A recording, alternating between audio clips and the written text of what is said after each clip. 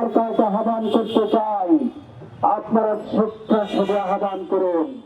আমরা বাংলাদেশের হাই কমিশনের নিরাপত্তা দিতে প্রস্তুত আছি, কিন্তু কথা হচ্ছে বাংলাদেশের মানুষ অথবা প্রতিরক্ষা বাহিনী যদি আগরতলায় বাংলাদেশের হাই কমিশনের নিরাপত্তা দিতে যায়, ভারতের 7 রাজ্যের অবস্থা কিন্তু ভালো হবে না।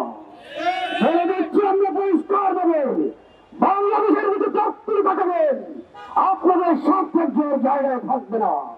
বন্ধুরা আমার, 711 সালে ওই দিনের পরিবারে মোহাম্মদ বিন কাসিমের নেতৃত্বে অল্প কিছু মানুষের সেই অভিযানে সেই আমরা দেখেছি দস্যু বাহির পালিয়েছিল।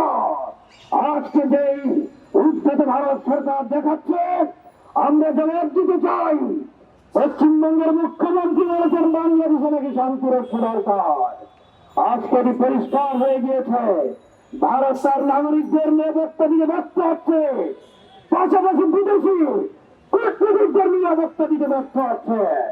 আজকে সর্বপ্রথম ভারতের দরকার শান্তিরক্ষী বাহিনী পাঠানো।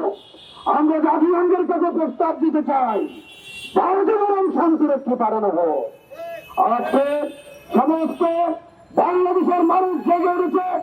এই ভারত আধিপত্যবাদী সরকার ফ্যাসিবাদী হাসিনাকে আশ্রয় দিয়ে ইতিমধ্যেই প্রমাণ করেছে ভারত পৃথিবীতে গণতন্ত্র চায় না। ভারত নিজে গণতন্ত্রের বিরুদ্ধে অবস্থান নিয়েছে।